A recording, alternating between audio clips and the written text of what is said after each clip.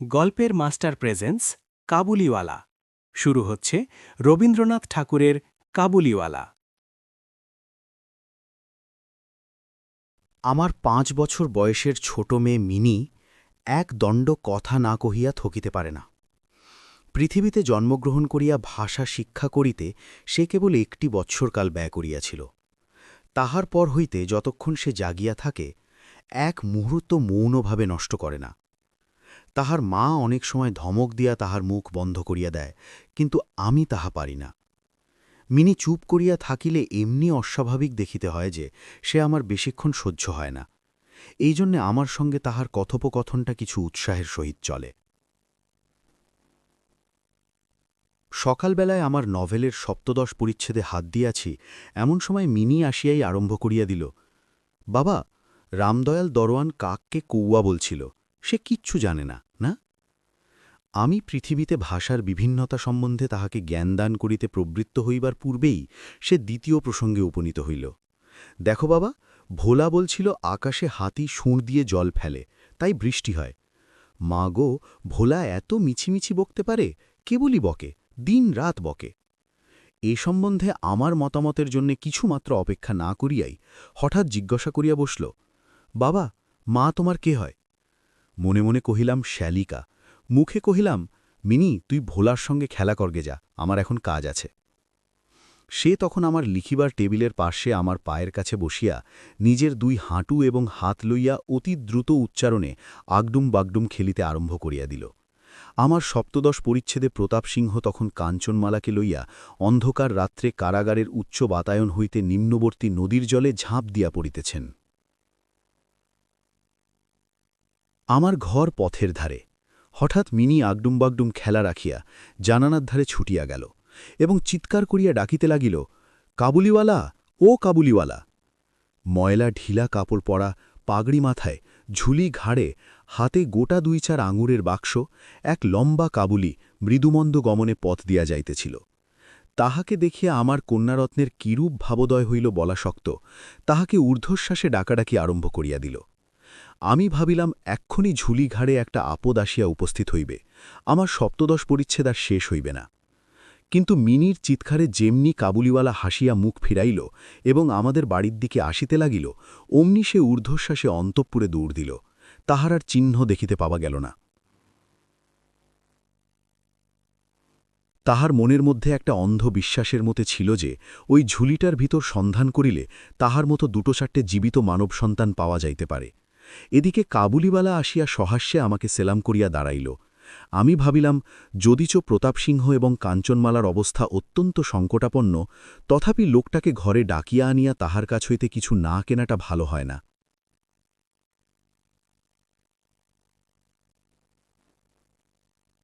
কিছু কেনা গেল। তাহার পর 5টা কথা আসিয়া পড়িল।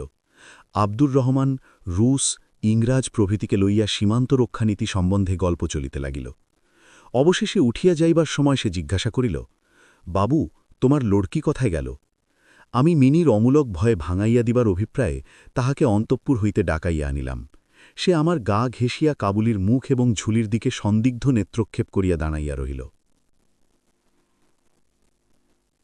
কাবুলি ঝুলির মধ্য হইতে কিশমিশ খোবানি বাহির করিয়া তাহাকে দিতে গেল, সে কিছুতেই লইল না।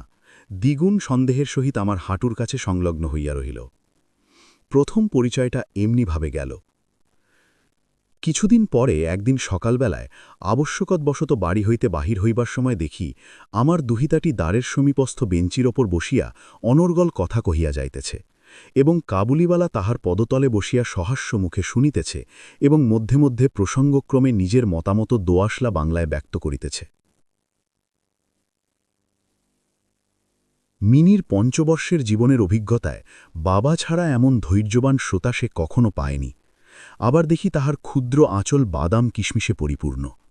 আমি কাবুলিওয়ালাকে কহিলাম, উহাকে এসব কেন দিয়াছ, অমনার দিও না, বলিয়া পকেট হইতে একটা আধুলি লইয়া তাহাকে দিলাম। সে অসংকোচে আধুলি গ্রহণ করিয়া ঝুলিতে পুরিল।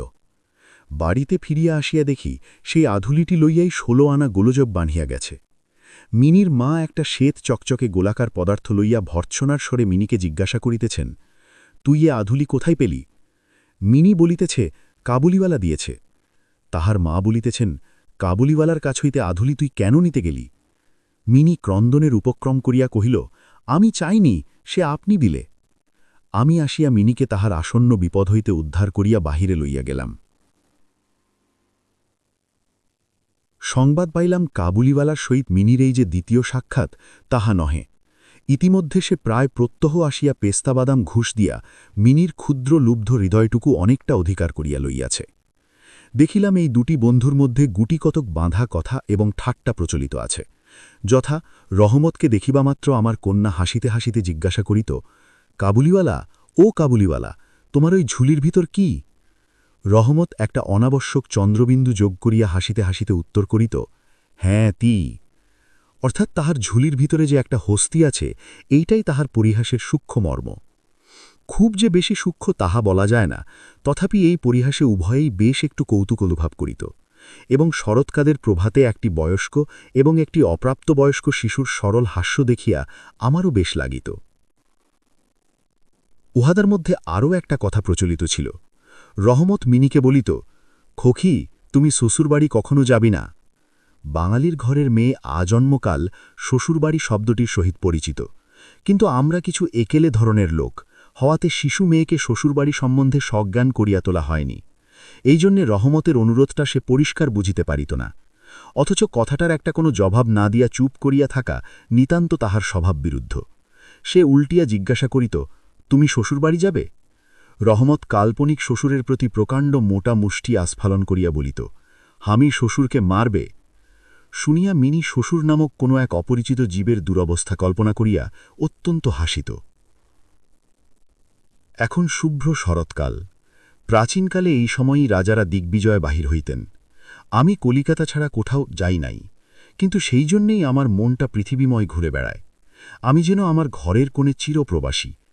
বাইরের পৃথিবীর জন্যে আমার সর্বদা মন কেমন করে। একটা বিদেশীর নাম শুনিলেই অমনি আমার চিত্ত ছুটিয়া যায়।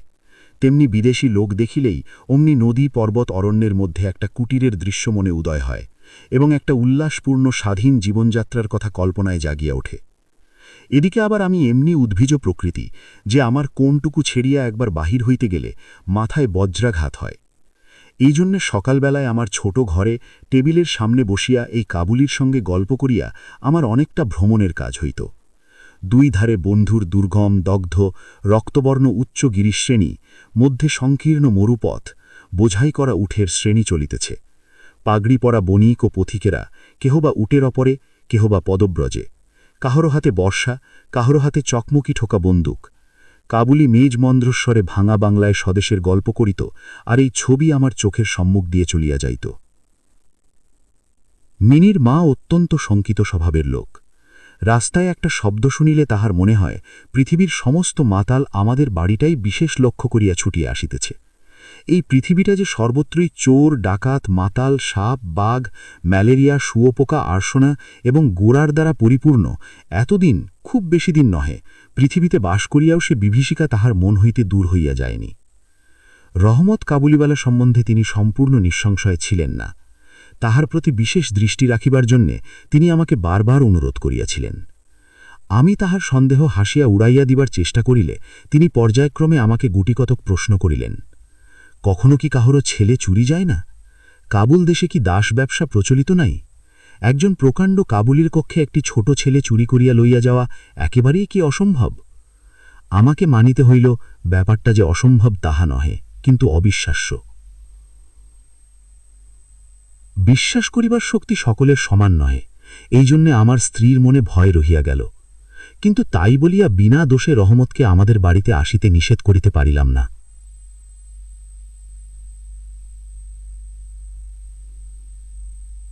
প্রতি বছর মাঘ মাসের মাঝামাঝি রহমত দেশে চলিয়া যায়। এই সময়টা তাহার সমস্ত পাওনার টাকা আদায় করিবার জন্যে সে বড় ব্যস্ত থাকে। বাড়ি বাড়ি ফিরিতে হয়, কিন্তু তবু একবার মিনিকে দর্শন দিয়া যায়। দেখিলে বাস্তবিক মনে হয় উভয়ের মধ্যে যেন একটা ষড়যন্ত্র চলিতেছে। সকালে যেদিন আসিতে পারে না, সেদিন দেখি সন্ধ্যার সময় আসিয়াছে। অন্ধকারে ঘরের কোণে সেই ঢিলে ঢালা জামা পায়জামা পরা, সেই ঝোলা ঝুলিওয়ালা লম্বা লোকটাকে দেখিলে বাস্তবিক হঠাৎ মনের ভিতর একটা আশঙ্কা উপস্থিত হয়। কিন্তু যখন দেখি মিনি কাবুলিওয়ালা, ও কাবুলিওয়ালা করিয়া হাসিতে হাসিতে ছুটিয়া আসে এবং দুই অসমবয়স্ক বন্ধুর মধ্যে পুরাতন সরল পরিহাস চলিতে থাকে, তখন সমস্ত হৃদয়ে প্রসন্ন হইয়া ওঠে। একদিন সকালে আমার ছোট ঘরে প্রুফশিট সংশোধন করিতেছি। বিদায় লইবার পূর্বে আজ 2-3 দিন হইতে শীতটা খুব কনকনে হইয়া উঠিয়াছে। চারিদিকে একেবারে হিহিকার পড়িয়া গেছে। জানালা ভেদ করিয়া সকালের রৌদ্রটি টেবিলের নিচে আমার পায়ের ওপর আসিয়া পড়িয়াছে। সেই উত্তাপটুকু বেশ মধুর বোধ হইতেছে। বেলা বোধহয় 8টা হইবে। মাথায় গলাবন্ধ জড়ানো উষাচরগণ প্রাতভ্রমণ সমাধি করিয়া প্রায় সকলে ঘরে ফিরিয়া আসিয়াছে। এমন সময় রাস্তায় ভারী একটা গোল শোনা গেল। চাহিয়া দেখি আমাদের রহমতকে 2 পাহারাওয়ালা বাঁধিয়া লইয়া আসিতেছে। তাহার পশ্চাতে কৌতূহলী ছেলের দল চলিতেছে। রহমতের গাত্রবস্ত্রে রক্তচিহ্ন এবং একজন পাহারাওয়ালার হাতে রক্তাক্ত ছোড়া। আমি দ্বারের বাহিরে গিয়া পাহারাওয়ালাকে দাঁড় করাইলাম, জিজ্ঞাসা করিলাম ব্যাপারটা কি। কিয়দংশ তাহার কাছে, কিয়দংশ রহমতের কাছে শুনিয়া জানিলাম যে আমাদের প্রতিবেশী একজন লোক রামপুরি চাদরের জন্য রহমতের কাছে কিঞ্চিত ধারিত। মিথ্যাপূর্বক সেই দেনা সে অস্বীকার করে এবং তাহাই লইয়া বচসা করিতে করিতে রহমত তাহাকে এক ছুরি বসাইয়া দিয়েছে। রহমত সেই মিথ্যাবাদীর উদ্দেশ্যে নানা রূপ অশ্রাব্য গালি দিতেছে। এমন সময় কাবুলিওয়ালা, ও কাবুলিওয়ালা করিয়া ডাকিতে ডাকিতে মিনি ঘর হইতে বাহির হইয়া আসিল। রহমতের মুখ মুহূর্তের মধ্যে কৌতুক হাস্যে প্রফুল্ল হইয়া উঠিল। তাহার স্কন্ধে আজ ঝুলি ছিল না, সুতরাং ঝুলি সম্বন্ধে তাহাদের অভ্যস্ত আলোচনা হইতে পারিল না। মিনি একেবারেই তাহাকে জিজ্ঞাসা করিল, তুমি শ্বশুরবাড়ি যাবে? রহমত হাসিয়া কহিল, সেখানেই যাচ্ছে। দেখিল উত্তরটা মিনির হাস্যজনক হইল না। তখন হাত দেখাইয়া বলিল, শ্বশুরাকে মারিতাম, কিন্তু কি করিব, হাত বাঁধা। সাংঘাতিক আঘাত করা অপরাধে কয়েক বৎসর রহমতের কারাদণ্ড হইল। তাহার কথা এক প্রকার ভুলিয়া গেলাম। আমরা যখন ঘরে বসিয়া চিরাভ্যস্ত মতো নিত্য কাজের মধ্যে দিনের পর দিন কাটাইতাম, তখন একজন স্বাধীন পর্বতচারী পুরুষ কারাপ্রাচীরের মধ্যে যে কেমন করিয়া বর্ষাযাতন করিতেছে তাহা আমাদের মনেও উদয় হইত না। আর চঞ্চল হৃদয়া মিনির আচরণ যে অত্যন্ত লজ্জাজনক তাহা তাহার বাপকেও স্বীকার করিতে হয়। সে স্বচ্ছন্দে তাহার পুরাতন বন্ধুকে বিস্মৃত হইয়া প্রথমে নবী সহিসের সহিত সখ্য স্থাপন করিল, পরে ক্রমে যত তাহার বয়স বাড়িয়া উঠিতে লাগিল ততই সখার পরিবর্তে একটি একটি করিয়া সখী জুটিতে লাগিল। এমনকি এখন তাহার বাবার লিখিবার ঘরেও তাহাকে আর দেখিতে পাওয়া যায় না। আমি তো তাহার সহিত এক প্রকার আড়ি করিয়াছি। কত বৎসর কাটিয়া গেল। আরেকটি শরৎকাল আসিয়াছে। আমার মিনির বিবাহের সম্বন্ধ স্থির হইয়াছে। পূজার ছুটির মধ্যে তাহার বিবাহ হইবে। কৈলাসবাসিনীর সঙ্গে সঙ্গে আমার ঘরের আনন্দময়ী পিতৃভবন অন্ধকার করিয়া পতিগৃহে যাত্রা করিবে। প্রভাতটি অতি সুন্দর হইয়া উদয় হইয়াছে। বর্ষার পরে এই শরতের নূতন ধৌতরৌদ্র যেন সোহাগায় গলানো নির্মল সোনার মতো রং ধরিয়াছে। এমনকি কলিকাতার গলির ভিতরকার ইষ্টক জর্জর অপরিচ্ছন্ন ঘেঁষাঘেঁষি বাড়িগুলির ওপরেও এই রৌদ্রের আভা একটি অপরূপ লাবণ্য বিস্তার করিয়াছে। আমার ঘরে আজ রাত্রি শেষ হইতে না হইতে সানাই বাজিতেছে। সে বাঁশি যেন আমার বুকের পর্জরের হাড়ের মধ্য হইতে কাঁদিয়া কাঁদিয়া বাজিয়া উঠিতেছে। করুণ ভৈরবী রাধিনীতে আমার আসন্ন বিচ্ছেদ ব্যথাকে শরতের রৌদ্রের সহিত সমস্ত বিশ্বজগৎময় ব্যাপ্ত করিয়া দিতেছে। আজ আমার মিনির বিবাহ। সকাল হইতে ভারী গোলমাল, লোকজনের আনাগোনা। উঠানে বাঁশ বেঁধে পাল খাটানো হইতেছে। বাড়ির ঘরে ঘরে এবং বারান্দায় ঝাড় টাঙাইবার ঠুংঠাং শব্দ উঠিতেছে। হাঁকডাকের সীমা নাই। আমি আমার লিখিবার ঘরে বসিয়া হিসাব দেখিতেছি। এমন সময় রহমত আসিয়া সালাম করিয়া দাঁড়াইল। আমি প্রথমে তাহাকে চিনিতে পারিলাম না। তাহার সে ঝুলি নাই, তাহার সে লম্বা চুল নাই, তাহার শরীরে পূর্বের মতো সে তেজ নাই। অবশেষে তাহার হাসি দেখিয়া তাহাকে চিনিলাম। কহিলাম, কি রে রহমত, কবে আসিলি? সে কহিল, কাল সন্ধেবেলা জেল হইতে খালাস পাইয়াছি। কথাটা শুনিয়া কেমন কানে খট করিয়া উঠিল। কোনো খুনিকে কখনো প্রত্যক্ষ দেখি নাই। ইহাকে দেখিয়া সমস্ত অন্তঃকরণ যেন সংকুচিত হইয়া গেল। আমার ইচ্ছা করিতে লাগিল আজিকার এই শুভদিনে এ লোকটা এখান থেকে গেলেই ভালো হয়। আমি তাহাকে কহিলাম, আজ আমাদের বাড়িতে একটা কাজ আছে, আমি কিছু ব্যস্ত আছি, তুমি আজ যাও। কথাটা শুনিয়াই সে তৎক্ষণাৎ চলিয়া যাইতে উদ্যত হইল। অবশেষে দরজার কাছে গিয়ে একটু ইস্ততত করিয়া কহিল, খোকিকে একবার দেখিতে পাইব না? তাহার মনে বুঝি বিশ্বাস ছিল মিনি সেইভাবেই আছে। সে যেন মনে করিয়াছিল মিনি আবার সেই পূর্বের মতো কাবুলিওয়ালা ও কাবুলিওয়ালা করিয়া ছুটিয়া আসিবে। তাহাদের সেই অত্যন্ত কৌতুকাবহ পুরাতন হাস্যালাপের কোনরূপ ব্যত্যয় হইবে না। এমনকি পুরাতন বন্ধু স্মরণ করিয়া সে এক বাক্স আঙ্গুর এবং কাগজের মোড়কে কি ছিন্ন কিসমিস বাদাম বোধহয় কোনো স্বদেশী বন্ধুর নিকট হইতে চাহিয়া চিন্তিয়া সংগ্রহ করিয়া আনিয়াছিল। তাহার সে নিজের ঝুলিটি আর ছিল না। আমি কহিলাম, আজ বাড়িতে কাজ আছে, আজ আর কাহারও সহিত দেখা হইতে পারিবে না। সে যেন কিছু ক্ষুণ্ণ হইল। স্তব্ধভাবে দাঁড়াইয়া একবার স্থির দৃষ্টিতে আমার মুখের দিকে চাহিল। তারপরে, বাবু, সালাম বলিয়া দ্বারের বাহির হইয়া গেল। আমার মনে কেমন একটু ব্যর্থা বোধ হইল। মনে করিতেছি তাহাকে ফিরিয়া ডাকিব, এমন সময় দেখি সে আপনি ফিরিয়া আসিতেছে। কাছে আসিয়া কহিল, এই আঙ্গুর আর কিছিন্ন কিসমিস বাদাম খোকির জন্যে আনিয়াছিলাম, তাহাকে দিবেন। আমি সেগুলি লইয়া দাম দিতে উদ্যত হইলে সে হঠাৎ আমার হাত চাপিয়া ধরিল, কহিল, আপনার বহুত দয়া আমার চিরকাল স্মরণ থাকিবে, আমাকে পয়সা দিবেন না। বাবু, তোমার যেমন একটি লড়কি আছে, তেমনি দেশে আমারও একটি লড়কি আছে। আমি তাহারই মুখখানি স্মরণ করিয়া তোমার খোকির জন্যে কিছু কিছু মেওয়া হাতে লইয়া আসি। আমি তো সওদা করিতে আসি না। এই বলিয়া সে আপনার মস্ত ঢিলা জামাটার ভিতর হাত চালাইয়া দিয়া বুকের কাছে কোথা হইতে একটুকরো ময়লা কাগজ বাহির করিল। বহু সযত্নে ভাঁজ খুলিয়া দুই হস্তে আমার টেবিলের ওপর মেলিয়া ধরিল। দেখিলাম কাগজের ওপর একটি ছোট্ট হাতের ছাপ, ফটোগ্রাফ নহে, তেলের ছবি নহে। হাতে খানিকটা ভূষা মাখিয়া কাগজের ওপরে তাহার চিহ্ন ধরিয়া লইয়াছে। কন্যার এই সরই চিহ্নটুকু বুকের কাছে লইয়া রহমত প্রতিবৎসর কলিকাতার রাস্তায় মেওয়া বেচিতে আসে, যেন সেই সুকোমল ক্ষুদ্র হস্তটুকুর স্পর্শখানি তাহার বিরাট বিরোহী বক্ষের মধ্যে সুধা সঞ্চার করিয়া রাখে। দেখিয়া আমার চোখ ছলছল করিয়া উঠিল। তখন সে যে একজন কাবুলি মেওয়াওয়ালা আর আমি যে একজন বাঙালি সম্ভ্রান্ত বংশজীয় তাহা ভুলিয়া গেলাম। তখন বুঝিতে পারিলাম সে যে আমিও সেও পিতা, আমিও পিতা। তাহার পর্বত গৃহবাসিনী ক্ষুদ্র পার্বতীর সেই হস্তচিহ্ন আমার মিনিকে স্মরণ করাইয়া দিল। আমি তৎক্ষণাৎ তাহাকে অন্তঃপুর হইতে ডাকাইয়া পাঠাইলাম। অন্তঃপুরে ইতে অনেক আপত্তি উঠিয়াছিল, কিন্তু আমি কিছুতে কর্ণপাত করিলাম না। রাঙা চেলি পরা, কপালে চন্দন আঁকা বধূবেশিনী মিনি সলজ্জভাবে আমার কাছে আসিয়া দাঁড়াইল। তাহাকে দেখিয়া কাবুলিওয়ালা প্রথমবার তো থতমত খাইয়া গেল। তাহাদের পুরাতন আলাপ জামাইতে পারিল না। অবশেষে হাসিয়া কহিল, খোকি, তুমি শ্বশুরবাড়ি যাবিস? মিনি এখন শ্বশুরবাড়ির অর্থ বোঝে। এখন আর সে পূর্বের মতো উত্তর দিতে পারিল না। রহমতের প্রশ্ন শুনিয়া লজ্জায় আরক্ত হইয়া মুখ ফিরাইয়া দাঁড়াইল। কাবুলিওয়ালার সহিত মিনির যেদিন প্রথম সাক্ষাৎ হইয়াছিল, আমার সেই দিনের কথা মনে পড়িল। মনটা কেমন ব্যথিত হইয়া উঠিল। মিনি চলিয়া গেলে একটা গভীর দীর্ঘশ্বাস ফেলিয়া রহমত মাটিতে বসিয়া পড়িল।